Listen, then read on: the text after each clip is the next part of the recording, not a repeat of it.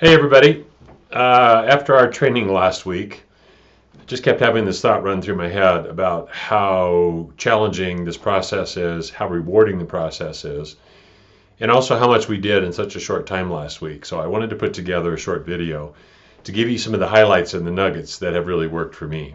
So um, if you have questions, I'm going to post this on my website and I'll do my best to respond to your questions. But I thought what I would do is just share some of the nuggets that have been most useful to me in the process that I've been using this. So starting out with the golden circle, I'm not going to focus on the leadership strengths thing right now. I'm just going to focus on the golden circle. The key things for me, we kind of live from a, a what world. And people spend an enormous amount of time trying to work their way from the outside in. The outside in is that what we do, and one of the symptoms of that is you just look at how busy people are. On one hand, busy, stressed. We're one of the most medicated nations, we're most medicated population in the history of the United States. The opioid crisis, drugs, overweight, obese, and we don't take care of ourselves.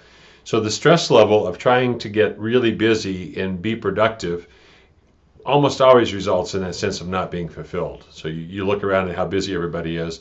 The other characteristic is there's a lot of effort and force of trying to make things happen. And again, from the outside in, it just never works that way. And then you flame out. So the alternative is, how do you work from the inside out? And that's the why thing. And so the sense that I've described to you in the training about my travel, I don't make any decision until it feels right. And when I get that sense of lightness and ease and flow, I know I'm on the right track. And I literally describe it as magic happening because all kinds of marvelous things happen to help me along my way. So the other part of that process is there's more of a sense of peace, calmness, and a sense of fulfillment, also that sense of being energized. So when you're working from the inside out, now the challenge is, how do you get there? And the biggest challenge is thinking too much. I'm going to talk about that in a minute. So to be able to focus on the why, be patient with yourself, be gentle with yourself, give yourself time to figure this out and go through the journey of your life. And the parallel to that is there are certain ways that you work at your best, and those are what are called the hows. Those are the action verbs about how you show up. If you know your why, or you have a sense of your why, you don't know your how, it can be really frustrating. So again, the hows are what bring your why to life. So the two ways to look at this are go back and looking for those fulfilling moments where you really felt that sense of connection, fulfillment, you lost all sense of time. But the other thing is, how is it you express yourself when you're at your best? So for me, I can't work on a tight, rigid schedule. I really work from inspiration. And when the thought strikes me, this video process popped into my head when I was driving home last week. And I thought I was going to work on it Friday, Saturday, Sunday. And what happened is these ideas kind of merged and floated around. New ideas popped in. I'd wake up in the middle of the night with an idea. And this morning it's like, so I know that inspiration, that freedom, that flexibility, and working with principles that are deep and meaningful and really have the potential to impact people's lives in a positive way. Those are some of my hows. So a couple of the nuggets, when I've worked in this process, I hear people say, boy, I know what my why is, and they go, blah, blah, blah, blah, blah, blah, blah, and there's like no passion, there's no visceral, tangible feeling that it's even exciting to them. And it's almost like it's been a process like, okay, I need to know my why. There it is, that's the one. And that just doesn't work. So at the same time, again, you've got to be patient with the process. So if you're thinking, trying to figure it out, that's pretty much a guarantee you're on the wrong track. So those moments, yesterday I was doing creativity training for a group. There are naturally occurring moments in your life when you're relaxed, when your subconscious mind takes over, when your brain drops into more of an alpha brainwave pattern where inspiration, ideas, connections can form. Walking the dog, going to sleep at night, taking a deep breath, relaxing, waking up in the morning, going for a jog, a run, fishing, camping. Find those naturally occurring moments and just let your mind loosely ponder what are the feelings that you've had at the moments in your life when you've been most fulfilled. Thinking won't get you there. And it occurred to me, that's one of the things Tom Peters talked about at one point. He said virtually no new discovery in the last 50 years has come from the formal planning process. It's all come about kind of like almost randomly or by accident. So you do the planning and the thinking, but at some point you set that aside and let the natural state take over and let your intuition, your heart and soul, your limbic brain take over and bring that solution to the surface. So again, fulfilling moments, you felt connected, you felt, oh my gosh, this is what I was born to do. Someplace in your life, there has to be something that you enjoy doing, something that's fulfilling and fun and purposeful, and you lose track of time. Focus on those moments. And the other thing is that there's a real visceral feeling, there's kind of a tangible feeling that comes when you find and you get closer to that why. So as I shared with you, I'm probably the last person in my life to know that I've always been about inspiring people. And part of that for me is when I started realizing there's a huge world out there and I want to go experience everything. I've got what I call really leaky edges. I'm discovering and exploring and open to lots of possibilities. Because I do that, inspiration is a natural byproduct of that. And so when I started discovering that's a place that I work from, I literally got goosebumps running through my body. And so today, when I'm talking to people and I tell them what I do, if I tell them my why, they get excited in return. So I'll talk about that kind of toward the end here. So a couple of other nuggets, the thing I mentioned to you about David White and the conversation he had with his Buddhist monk friend about exhaustion, and his friend saying, most people think the antidote to exhaustion is rest. It is not. The antidote to exhaustion is, what are you wholehearted about? Find some place in your life where you can feel that wholeheartedness and then work with it.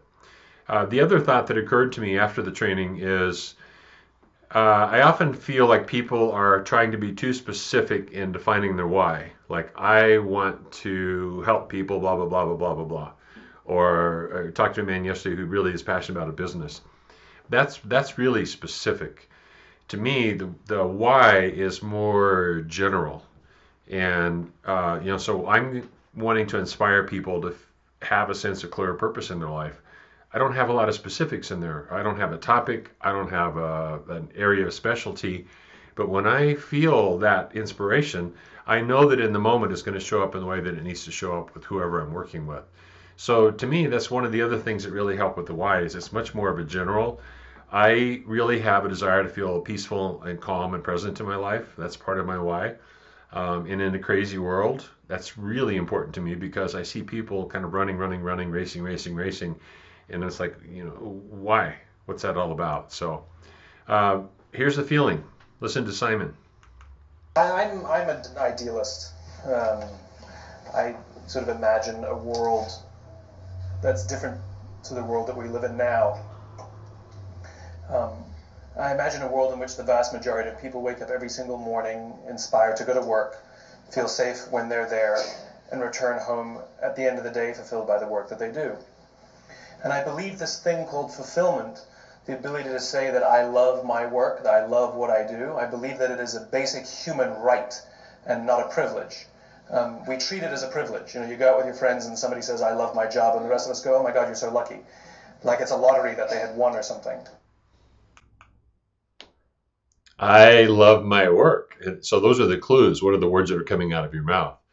A couple of other things. The why is that higher purpose, that higher level, that deeper purpose is coming through at a higher level. And it encapsulates your how. So again, use that as a clue when you get clear either one way or the other, what is your why or what are the hows when you express yourself your best. Your hows will reveal what your whys are. So again, the drivers, you get the goosebumps. And that little formula that's helpful sometimes to think about is put things into here and see what they feel like into this little formula. To blank, so that blank. That's a really good clue.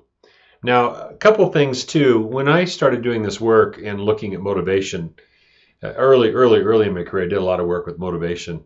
And I found that like the simplest description of motivation is that we're doing one of two things. We're either moving away from what we don't want or we're moving toward what we do want. So I invite you to think about that with your why. It's like, what is it that you are moving toward? I've heard a presentation where they say that every single issue in your life is like a stick with two ends. And one end is what's wrong, and the other end is what's right. Which end of the stick are you picking up repeatedly? The more you hang out with the things that are right, the more you grow that energy in your life. So I popped this slide up here because I've done a lot of reading, psychology, self-help, and so forth. And it just makes sense to me that once I get clear on a dream, I want to hang out with that dream. And that's called living from the dream. So I feel what it would feel like if I was living that already. And a lot of things in my life have showed up because of that. The more common way people do that is they aspire to a dream, which means you're always separate from it. So I invite you to think about those words. This is an example from Neville. Don't dream your life, live your dreams. And the comment he makes, so this quote on this slide is, to make any future dream a present fact, you have to assume the feeling of it as if it's already fulfilled. So if you want to be more calm and peaceful in your life, imagine what it feels like to be that already. And whether or not you have the conditions in your life, you still know how to resonate with the feeling of that in your life right now. So let's see, Joseph Campbell.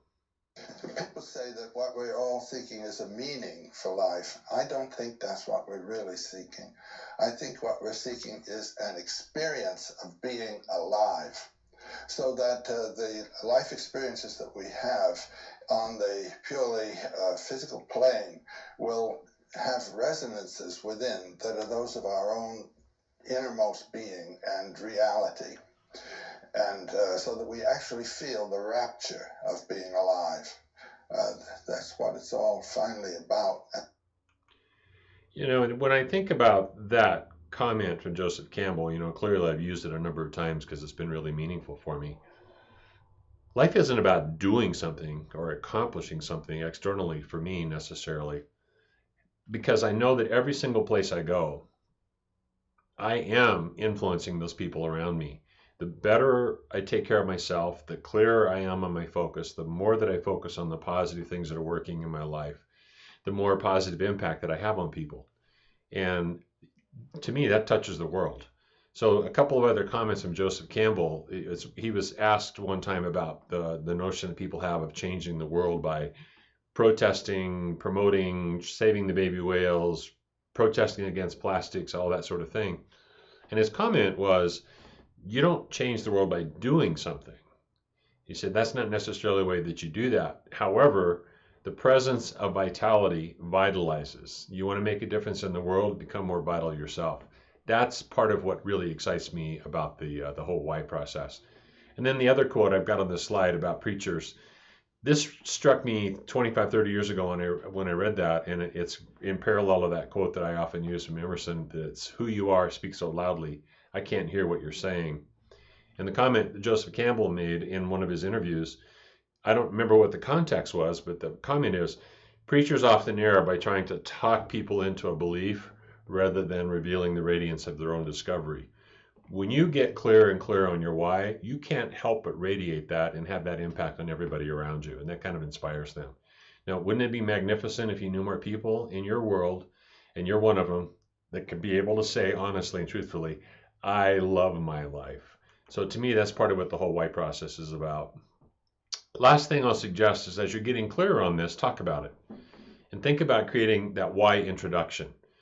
So when people ask you what you do, instead of telling them what you do, I've been in so many different businesses and shops and Verizon store checking on programs and plans and stuff. And when people ask me what I do, I tell them my why. And the why is, I inspire people to live with clear purpose and meaning in their life. And you can just see something light up inside of them. And I've had people ask me for cards, classes, workshops, materials, and so forth. That's all I said. So that's, to me, is that presence of vitality. So I think that's all I have to share right now. And I just wanted to put something together that you'd have access to that could be kind of a support system and a continual reminder. And, please, I'll put a comment section underneath this video. So as you find things that really work for you, please feel free to share those with us, and we'll spread those around. So God bless. Have a great life. See you later.